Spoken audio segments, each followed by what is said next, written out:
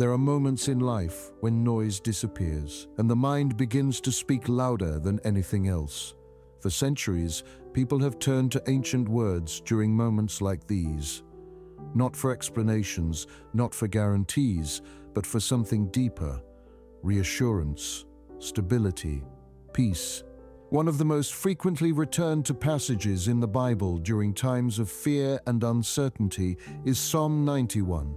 It has been read in bedrooms late at night, whispered in hospitals, recited during wars, plagues, and personal crises, not because it promises control over life, but because it speaks to something far more human: the longing to feel safe. Psalm 91 is often called the Psalm of Protection, yet many readers miss its deeper message, because this psalm is not written as a formula, a ritual, or a guarantee of outcomes. It is written as a description of a life shaped by trust. Smith Wigglesworth was not a theologian in the academic sense. He did not attend formal Bible schools. He was a plumber by trade, raised in poverty in 19th century England, and for much of his early life, he struggled even to read. What made Wigglesworth different was not his style, but his emphasis. He did not approach Scripture as information. He approached it as alignment. For him, faith was not about emotion. It was about where a person placed their confidence. When Wigglesworth spoke about healing, he did not frame it as a technique or a method. He framed it as a consequence of trust, a byproduct of living anchored in God rather than fear. Psalm 91 played a central role in how he viewed that trust. To understand Psalm 91 properly, we must first clear away a common misunderstanding. Psalm 91 is written in poetic language, filled with imagery that points toward relationship rather than control. The psalm opens with a single idea that governs everything that follows. He who dwells in the secret place of the Most High shall abide under the shadow of the Almighty. This sentence is not a promise, it is a description. It describes the posture of a person who has chosen where to live inwardly. The word dwell does not imply visiting. It does not suggest momentary attention. It means to remain, to settle, to make a place your home. In ancient Hebrew thought, dwelling was never passive. It was intentional. To dwell with God meant to orient your life around trust, obedience, and reliance, rather than anxiety or self-protection. Smith Wigglesworth repeatedly emphasized this idea in his teachings. He believed faith was not activated in moments of crisis. It was built long before them. For Wigglesworth, Psalm 91 was not about escaping hardship. It was about living from a place where hardship did not dominate the inner life. That distinction matters. The psalm speaks of abiding under the shadow of the Almighty. In ancient cultures, a shadow represented nearness. To be under someone's shadow meant you were close enough to be covered. It implied presence, not distance. This is important because Psalm 91 does not describe God as distant or reactive. It presents him as near. The protection described in this psalm flows from proximity, not performance. Wigglesworth believed this deeply. He often said that fear was the greatest enemy of faith, not illness, not difficulty, not external circumstances. Fear, in his view, was what pulled a person out from under that shadow. As Psalm 91 continues, it introduces images of danger: night terrors, arrows, disease, traps, chaos. What the psalm does not do is deny these realities. It does not claim the world is safe. It acknowledges the opposite. Yet the psalm reframes danger by shifting the focus from what surrounds a person to what anchors them. The repeated phrase is not about removing threats. It is about remaining unshaken by them. Smith Wigglesworth interpreted this as a mental and spiritual posture. He believed Scripture was meant to shape the inner world first, because the inner world determines how a person responds to the outer one. When Wigglesworth spoke about healing, he often spoke about wholeness rather than outcomes. In the Bible, healing is not limited to the body. It includes peace of mind, emotional stability, and restored perspective. Psalm 91 addresses fear as much as danger. It speaks to anxiety as much as external threats. Thou shalt not be afraid for the terror by night. Wigglesworth believed that fear distorted perception, that it magnified threats and weakened trust. For him, Scripture worked by reordering attention. What you focus on shapes what you experience. Many modern readings of Psalm 91 focus on results. Protection from this, safety from that, deliverance from danger.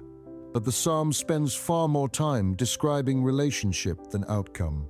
It speaks of dwelling, abiding, trusting, making God your refuge. The benefits are described, but they are not the foundation. The foundation is where a person chooses to live inwardly. Smith Wigglesworth believed that when people reversed this order, disappointment followed. He warned against approaching Scripture as a tool rather than a truth. Psalm 91 is not a promise of a trouble-free life. It is a description of a grounded one. It does not eliminate uncertainty. It provides stability within it. In the next part, we will explore how Smith Wigglesworth understood faith, fear, and the role of the mind, and why he believed Psalm 91 worked not because of repetition, but because of trust. This is where the forgotten message begins to take shape. Smith Wigglesworth believed that faith was not something people reached for when life became difficult. In his view, faith was a condition of the inner life long before any crisis appeared. This is why he often warned that fear was more dangerous than circumstances themselves. Fear, he said, did not come from the situation, but from where the mind chose to rest. Psalm 91 spoke directly to this inner battlefield, not by denying danger, but by offering a place of mental and spiritual stability that could not be shaken by it. When Wigglesworth read Psalm 91, he did not focus first on the promises listed throughout the psalm. He focused on the posture described at the beginning. To dwell in the secret place was, for him, a decision made daily. It was the choice to anchor thought, expectation, and trust in God rather than in visible outcomes. He believed that most people failed to experience peace not because the promises were false, but because their minds never truly settled in that place of trust. Fear, in Wigglesworth's understanding, was not simply an emotion, it was a form of agreement. When a person allowed fear to dominate their thoughts, they were silently agreeing that circumstances had more authority than God. Psalm 91 challenges that agreement. It does not argue with fear, it replaces it. The psalm repeatedly shifts attention away from what might happen and back toward where safety is found, not in control, but in relationship. This is why the psalm speaks so often about refuge, shelter, and shadow. These are not aggressive images, they are restful ones. A refuge is a place you enter, a shelter is a place you remain. A shadow implies closeness rather than distance. Wigglesworth believed that many people tried to use Scripture as a weapon when it was meant to be a dwelling place. They wanted results without residence. Psalm 91, in his view, only made sense when read slowly and lived patiently. Wigglesworth was careful not to present faith as denial. He did not teach people to pretend problems did not exist. Instead, he believed faith reordered importance. Circumstances were acknowledged, but they were no longer central. Psalm 91 models this pattern. Danger is named clearly, terror by night, arrows by day, disease and destruction.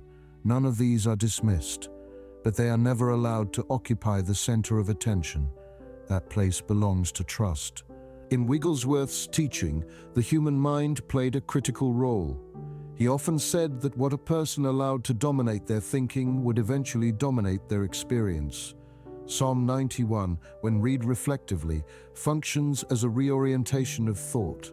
It pulls attention away from fear-based imagination and places it on assurance rooted in faith. This does not guarantee outcomes, but it does stabilize the inner world. This stability was what Wigglesworth believed many people mistakenly labeled as healing. In reality, it was alignment.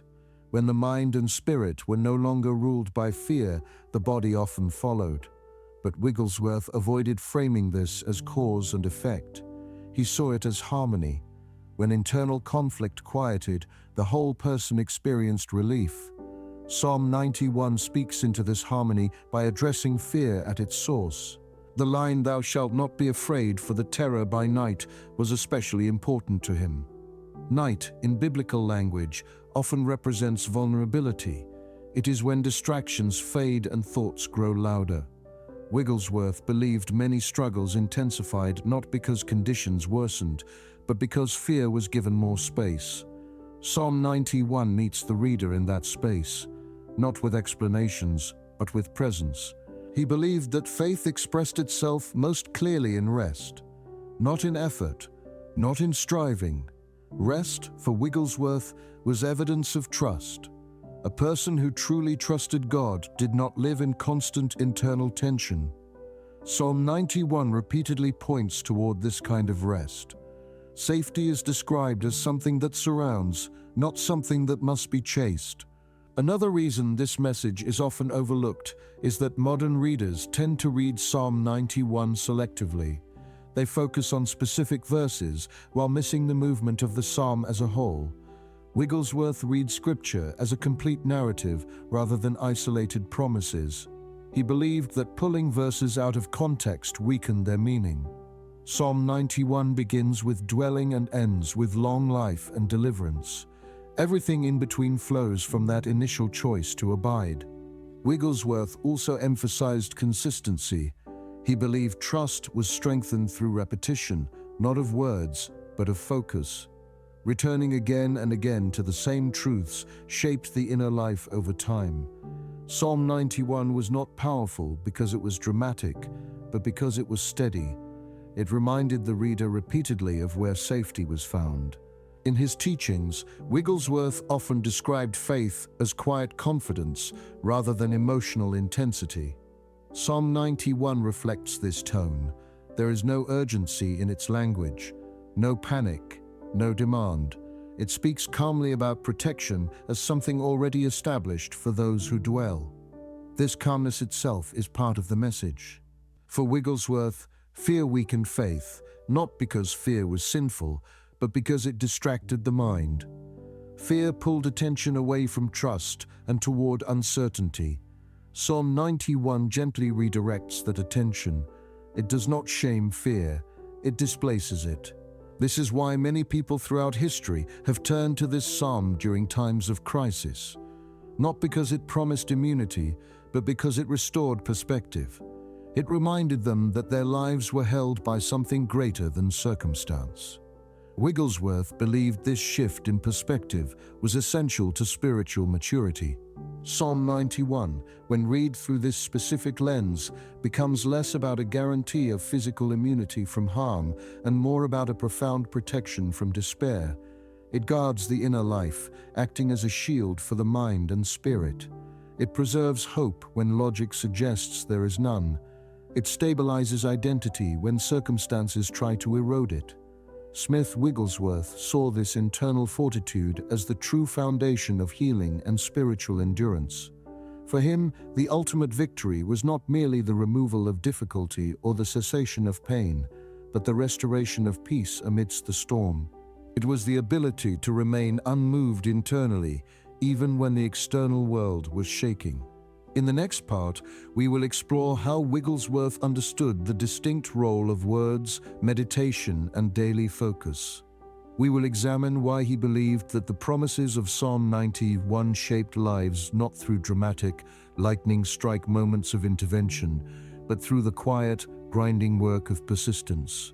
Smith Wigglesworth placed enormous importance on what a person allowed to occupy their attention on a daily basis. He believed that the mind was never neutral ground. It was always being cultivated by something. Whatever received the most focus, be it the news, personal ailments, or the scriptures, eventually shaped belief, expectation, and response. Consequently, Psalm 91, in his understanding, was not a spiritual emergency parachute meant to be deployed only occasionally during moments of acute fear.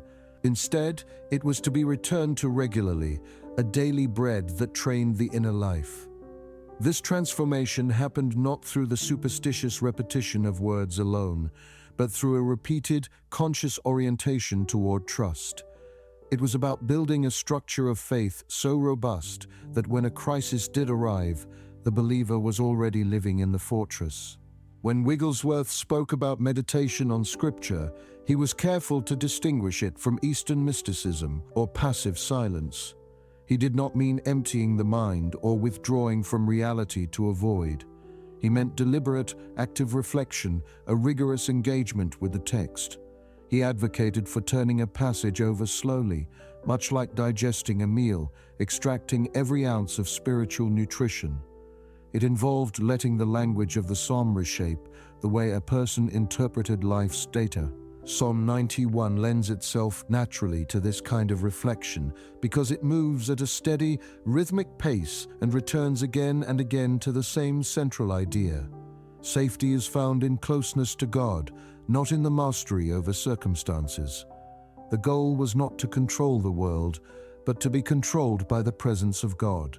This approach stood in stark contrast to how many people treated Scripture in his day, and indeed, how many do today. Wigglesworth often observed that people rushed through passages searching for a quick emotional fix or immediate reassurance, only to return immediately to their habits of worry once the book was closed. He believed Psalm 91 required patience. It was a seed that had to be watered, not a pill to be swallowed. It was not meant to be skimmed. Its power lay in familiarity, a deep, resonant knowing. Over time, the language of refuge, shelter, and overshadowing wings became internal language. It shaped how a person spoke to themselves in the privacy of their own thoughts during moments of uncertainty. Words mattered deeply to Wigglesworth, not because he believed they magically controlled reality in a metaphysical sense, but because they revealed the alignment of the heart. The words a person spoke were the barometer of their soul, reflecting where their true confidence rested. Psalm 91 repeatedly invites the reader to declare trust, not outcomes. Statements like, "I will say of the Lord, He is my refuge and my fortress," are not predictions of the future. They are present tense expressions of dependence. Wigglesworth believed that learning to speak this way gradually reshaped the inner world, aligning the believer's perspective with heaven's reality rather than earth's chaos. He often warned that, by default, human beings spoke fear more fluently than faith. They rehearsed worst-case scenarios with great detail. They repeated worries until they knew them by heart. They narrated their lives through the lens of anxiety, essentially preaching sermons of defeat to themselves all day long. Psalm 91 interrupts that destructive pattern. It offers a different vocabulary and a new syntax for living. It is not a denial of difficulty, it acknowledges the terror by night and the arrow by day, but it is a refusal to let fear define the story. This shift in language, from articulating the problem to articulating the refuge, was central to Wigglesworth's understanding of spiritual growth. Meditation on Psalm 91, in this sense, was not passive. It required awareness. It meant noticing when fear-driven thoughts appeared and gently redirecting attention back to trust. Wigglesworth believed this practice strengthened resilience, not because it removed hardship, but because it prevented fear from becoming dominant. The psalm also emphasizes continuity. It speaks of protection by day and by night. This rhythm reflects daily life. Challenges change, but trust remains constant. Wigglesworth believed faith was sustained through this consistency. It was not built in moments of intensity, but through quiet repetition of truth. One of the most striking features of Psalm 91 is its tone. It does not rush. It does not escalate emotionally. Even when describing danger, it remains composed. This calmness is not accidental. It models the inner state it encourages. Wigglesworth often said that agitation was a sign of misplaced focus.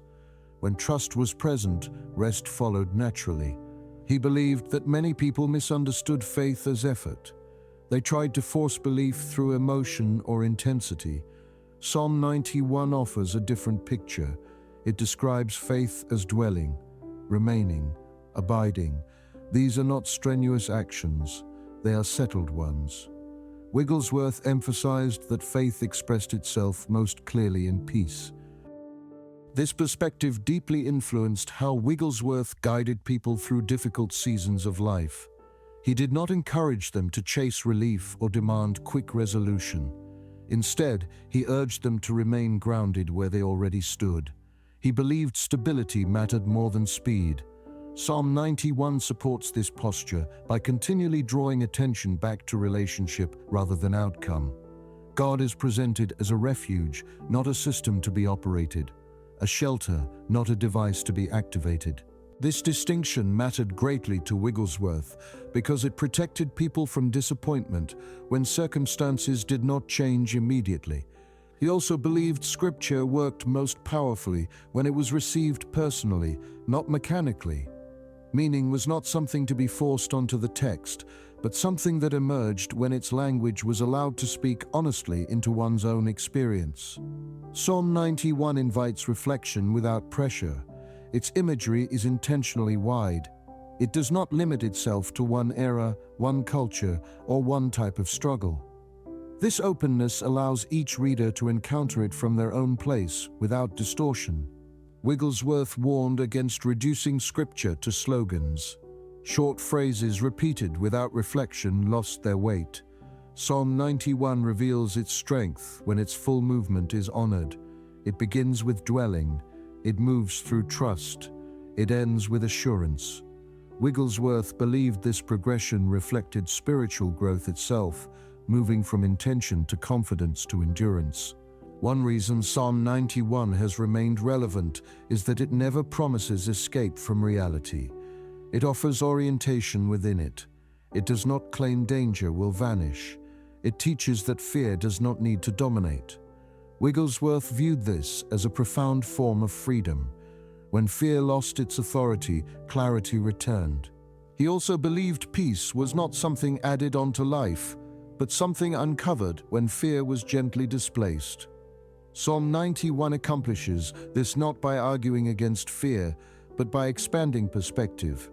It reminds the reader that life is not random, that presence remains near, that trust has substance. This understanding explains why people return to Psalm 91 during long nights of uncertainty. Not because it solves every problem, but because it restores balance. It quiets mental noise. It steadies emotion. It reassures the reader that they are not abandoned to chaos. Wigglesworth believed that when the inner life stabilized, the outer world became easier to face. Not because circumstances immediately changed, but because perception had shifted. Psalm 91 contributed to that shift by reshaping how reality was interpreted. At the heart of this teaching was Wigglesworth's understanding of fear. He believed fear was not merely an emotion that appeared without cause, but a response shaped by attention.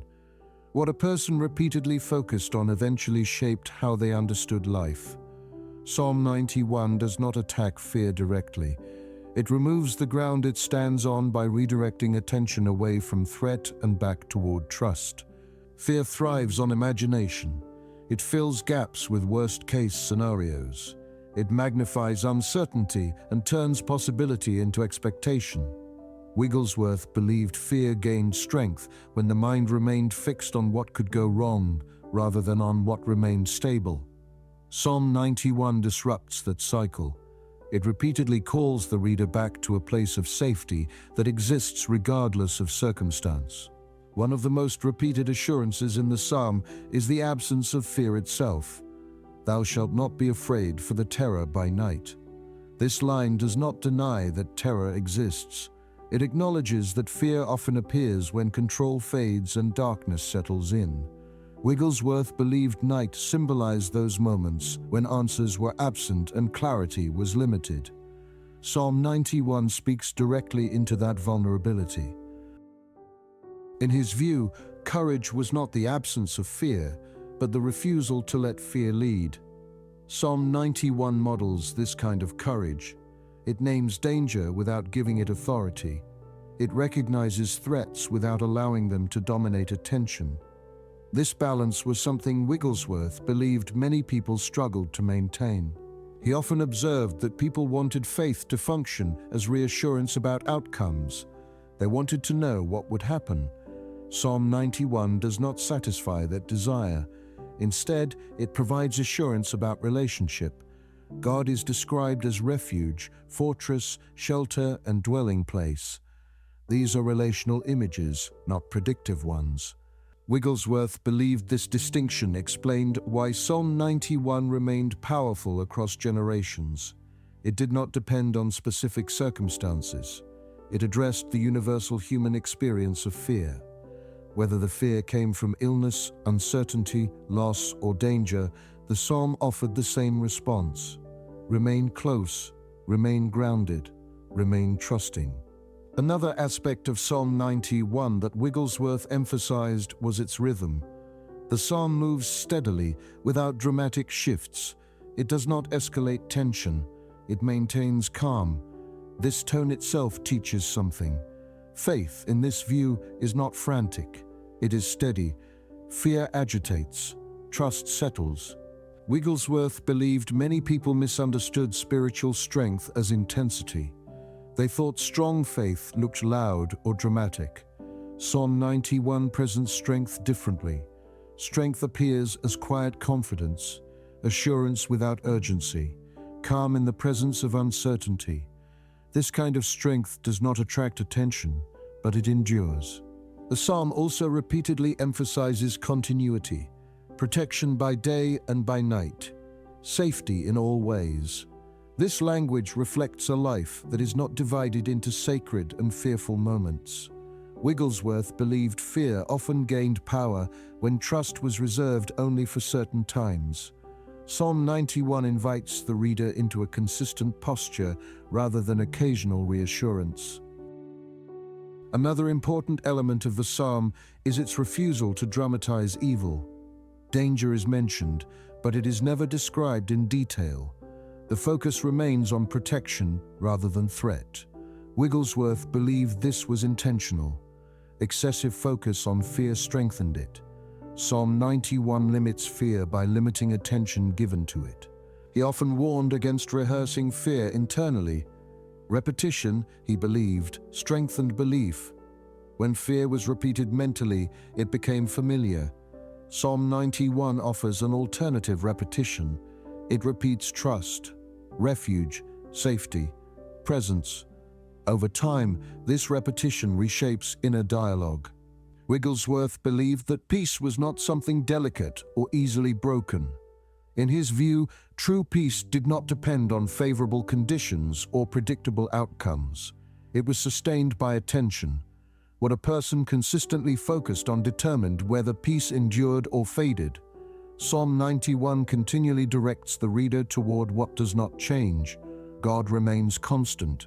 Presence does not withdraw. Trust is always accessible. This constancy, Wigglesworth believed, was the foundation of lasting peace. Because of this, the psalm returns again and again to the idea of abiding. Abiding does not mean holding on tightly during moments of clarity and letting go when uncertainty appears. It means remaining anchored regardless of external shifts.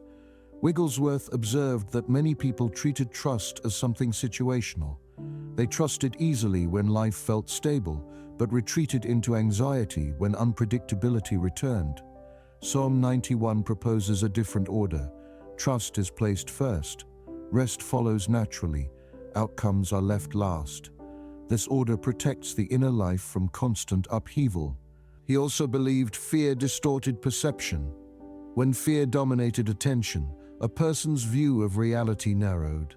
Possibilities shrank. Threats expanded. Psalm 91 works in the opposite direction. It widens perspective by placing individual fears within a larger frame.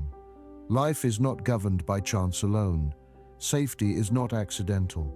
Presence is near and consistent, even when circumstances are unclear.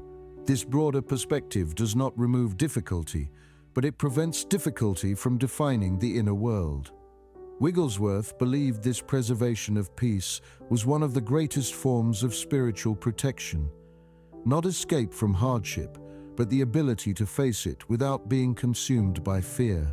Psalm 91 teaches steadiness not through forceful instruction, but through tone. Its language is calm. Its imagery is reassuring. Its rhythm is measured. Calm language shapes calm expectation. Reassurance, when repeated gently, builds trust over time. Wigglesworth believed Scripture influenced people not only through meaning, but through atmosphere. He often said that time exposed the quality of faith. Trust that survived only in favorable moments was incomplete. Psalm 91 reflects this truth quietly. It does not hurry toward resolution or demand immediate clarity. It presents life as something lived steadily under God's presence, not managed through constant certainty. The closing promise of the psalm reinforces this long view. With long life will I satisfy him and show him my salvation. This does not describe a life untouched by challenge. It describes a life sustained, carried, supported through time rather than spared from difficulty. Wigglesworth understood this as endurance rooted in trust. For him, patience was not passive waiting. It was active confidence, remaining settled without anxiety, continuing forward without fear. Psalm 91 supports this posture by presenting protection as something surrounding rather than appearing briefly. Safety does not come and go. It abides. Wigglesworth often spoke about perseverance as a spiritual discipline. He believed many people lost confidence not because God had changed, but because they expected faith to operate quickly. Psalm 91 offers a longer view. It speaks of safety across days and nights, seasons and circumstances. This long view protects the inner life from disappointment. The psalm also reframes the idea of time itself. Fear often grows when time feels uncertain. When outcomes are delayed, fear fills the gap with imagination. Psalm 91 resists this by anchoring the reader in presence rather than projection. It keeps attention rooted in what is now rather than what might be. Wigglesworth believed that endurance was one of the clearest signs of mature faith. Not dramatic moments, but steady trust. Psalm 91 models this maturity. It does not escalate emotionally as it progresses. It maintains the same tone from beginning to end. Calm, assured, grounded. This steadiness is important because many people associate faith with intensity. They expect constant emotional reinforcement. Wigglesworth believed this expectation weakened trust. Psalm 91 teaches something different. Faith expressed here is quiet. It does not need to prove itself. It rests. Another reason the closing of Psalm 91 is significant is that it shifts perspective from immediate protection to lifelong care. Long life is not described as endless comfort. It is described as satisfaction. That word suggests fulfillment rather than ease. Wigglesworth believed this distinction mattered. Faith was not about avoiding difficulty, but about living meaningfully through it. This understanding also changes how the psalm is lived out over time. When Psalm 91 is approached as orientation rather than outcome, it becomes something that quietly shapes daily decisions. It influences how a person responds to stress, disappointment, and uncertainty. Instead of reacting with urgency or fear, there is a gradual movement toward steadiness. Wigglesworth believed this steadiness was not learned overnight. It developed slowly as trust replaced anxiety. He often spoke about how people measured their lives by visible results: success, relief, progress. But Psalm 91 points toward something less visible and more enduring. It emphasizes faithfulness over speed, presence over performance, endurance over intensity. Wigglesworth believed this was why many people overlooked its power. They were searching for immediate change rather than long-term grounding. The psalm also reframes weakness. It does not demand constant strength or unwavering confidence. It simply invites dwelling, remaining, returning. Wigglesworth believed this was crucial because human strength fluctuates. Emotions rise and fall. Confidence shifts. Psalm 91 does not depend on emotional consistency. It depends on direction, where the heart returns when certainty fades. Over time, this returning reshapes identity. A person no longer defines themselves primarily by circumstances, success, or struggle. Identity becomes anchored in relationship. Wigglesworth believed this anchor protected people from despair during long seasons without visible change. When identity rested in trust rather than outcome, discouragement lost its grip. This is also why Psalm 91 has been read quietly by so many across history. Not always aloud, not always publicly, often in private moments where strength felt thin. Its language does not pressure. It does not demand proof of faith. It simply offers assurance that presence remains even when clarity does not. Wigglesworth believed that this assurance was what allowed people to endure without hardening, without becoming cynical, without losing hope. Psalm 91 preserves softness of heart while building resilience. It allows trust to deepen without bitterness forming. The psalm also reminds the reader that faith is not static. It grows through repetition of focus rather than intensity of experience. Each return to trust reinforces stability. Each decision to dwell rather than worry strengthens endurance. Wigglesworth believed this process was quiet and often unnoticed, yet deeply transformative. In this way, Psalm 91 becomes less about protection from specific moments and more about protection across a lifetime. It does not remove uncertainty, but it prevents uncertainty from becoming identity. It does not eliminate fear, but it ensures fear does not dominate direction. This perspective explains why Psalm 91 remains relevant regardless of era. The forms of danger change, but the human need for reassurance remains the same. The desire to know that life is held, meaningful, and not abandoned persists across generations. Wigglesworth understood that Scripture endured because it spoke to this deeper need. Psalm 91 does not promise a predictable life. It promises a grounded one, a life able to face change without losing its center. And so the psalm continues to invite the reader not into certainty, but into trust. Not into escape, but into presence. Not into guarantees, but into peace that remains even when answers take time.